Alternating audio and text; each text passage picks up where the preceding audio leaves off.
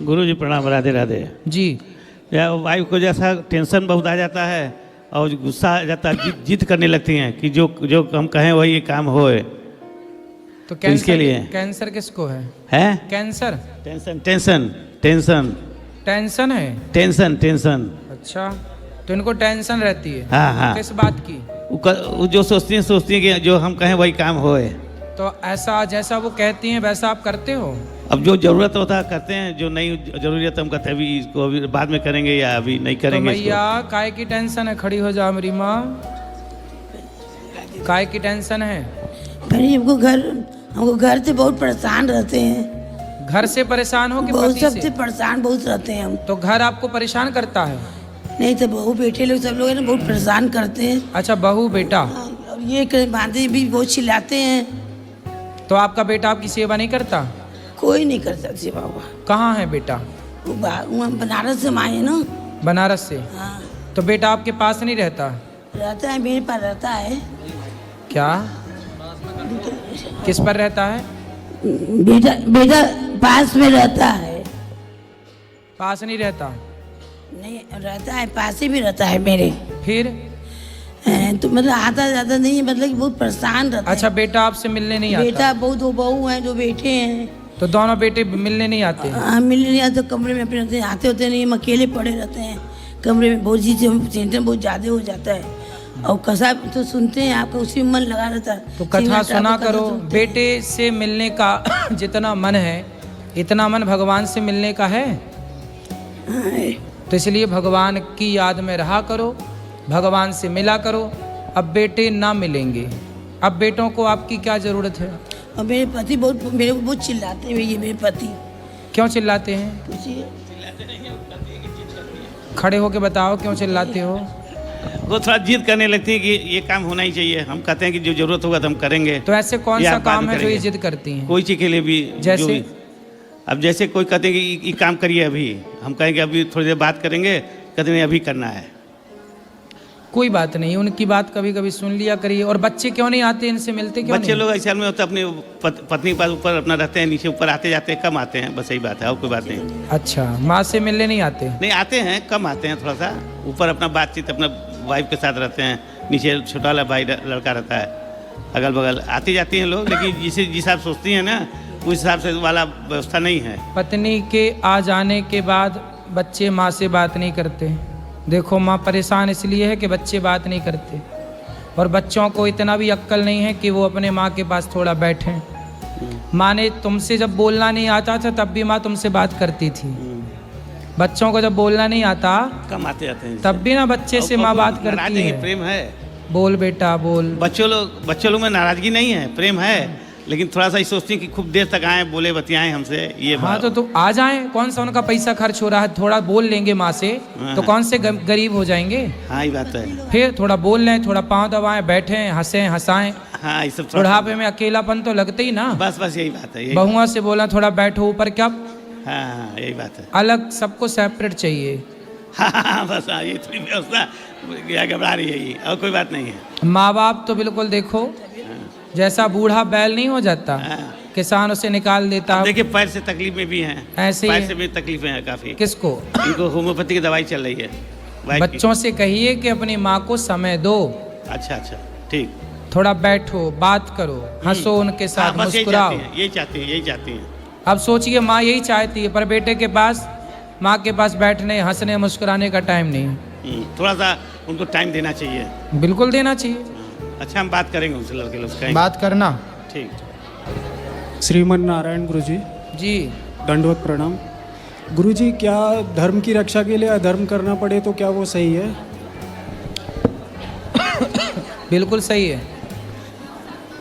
दरअसल कल गुरुजी आप कह रहे थे कि एक नवविवाहित जोड़ा आया था, उनकी जब ये दाढ़ी सफ़ेद होने लगेगी तब आप आइएगा तो हम एक ज्ञान देंगे।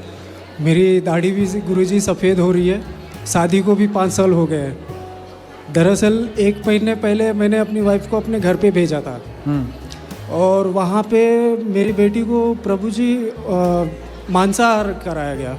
क्यों? बोलते हैं कि ये सब मतलब बच्चे आगे चल के थोड़ी बनेंगे, इनको मटन बच्ची खिलाना सही है। किसने और- खिलाया? नाना नानी ने? हाँ, नानी ने खिलाया ठीक है। जबरदस्ती। फिर और बच्ची करीब 1.5 साल की है गुरुजी। 1.5 साल की बच्ची को मांस खवाया? हाँ। फिर? उसके बाद मुझे मतलब ये सब कंट्रोल नहीं हुआ और अगले दिन मैंने अपनी बच्ची को लेकर अपने घर पे आ गया बिना उनको बताए। और उसके बाद जब बच्ची रोने लगी तो 3 दिन बाद मैंने वापस पहुंचा भी दिया। फिर उसके बाद ये बवाल कुछ ज़्यादा बढ़ते गया। उनका मतलब हर 1-2 महीने में कोई ना कोई ऐसा इशू आ जाता है और वहाँ पे तो पहुंचा- पत्नी आपके पास नहीं रहती अब? रहती थी, लेकिन कोई बोले कि 2 दिन के लिए मुझे पेपर साइन करने जाना है और उनका ज़मीन बेचना था, तो इसकी तो वजह फिर से इसके बाद पत्नी आई नहीं? नहीं, तब से नहीं है। बोले कितने 2 महीने दिन, हो, कितना टाइम हो गया? 1.5 महीने पहले गुरुजी। 1.5 महीने से पत्नी घर नहीं आई? नहीं, मैं गया था लाने के लिए, फिर? लेकिन वहाँ पे जाने के बाद यही सब शुरू हो गया। उसके बाद ये बवाल हो गया गुरुजी। तो आप लेने गए थे तो वो आपने बोला नहीं कि चलो हम आपको लेने आए हैं? बोला मैंने गुरुजी, तो फिर लेकिन क्या उनका- बोली वो पत्नी? उनका कोई ना कोई नया नया एक इशू रहता है गुरुजी। तो उनको आना नहीं है आपके पास? आना है, लेकिन उनकी माँ का कहना है कि ये यहीं पे रह के काम करेगी, नौकरी करेगी, अब भी आके यहीं रहिए चेन्नई में। और चेन्नई में हम जैसे मतलब वेजिटेरियन लोगों का तो पूरा एकदम बेकार कंडीशन है गुरुजी वहाँ। आजकल लड़की की माँ ही ठेका लेती है अपनी लड़की का घर बिगाड़ने का। 100 में से 95 माँ ठेका लेती है बिल्कुल कि मैं तेरा घर बिगाड़ ही दूंगी। अब ये माँओं को पता नहीं कौन सा नरक मिलेगा।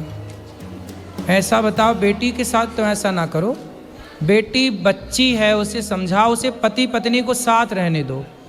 जो व्यक्ति पति पत्नी को अलग करता है, जो पति पत्नी से उन्हें उस प्रेम संबंध से हटाता है, वो घोर पापी कहलाता है। अब बताओ, पति पत्नी में भी ये माँ टांग अड़ाए हैं। ये है स्थिति। ये ऐसा एक केस नहीं है मेरे पास, तो ऐसे सैकड़ों आते हैं। मतलब कुल मिला के बेटी की माँ नहीं चाहती कि बेटी का घर बढ़िया बसे। कुछ बेटियों की माँ, 90% बेटियों की माँ तो बिल्कुल बिगाड़ ही देती हैं। इसलिए विवाह के बाद जो बेटियां अपने माँ और पिता के पक्ष में हैं, उनका घर बिगड़ेगा, लिख लो मेरे से, लिखवा लो, साइन कर दूंगा। इसलिए जब विवाह किया है तो पति में समर्पण हो। अब बताओ, पति लेने गया और पत्नी नहीं आई, माँ कहती है कि यहीं रहो घर जमाई बन के।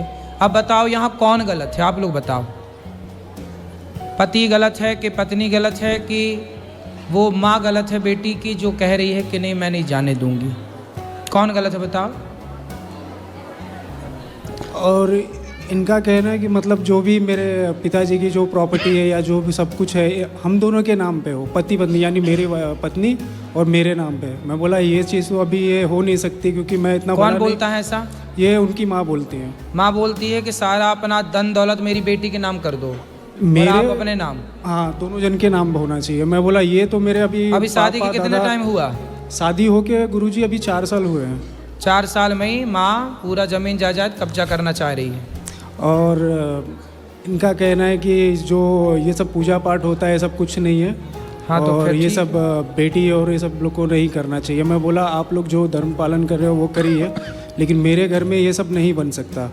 पहले हम खाना बनाते हैं, भोग लगाते हैं, प्रसाद समझ के फिर उसको खाते हैं। बिल्कुल यही है सही।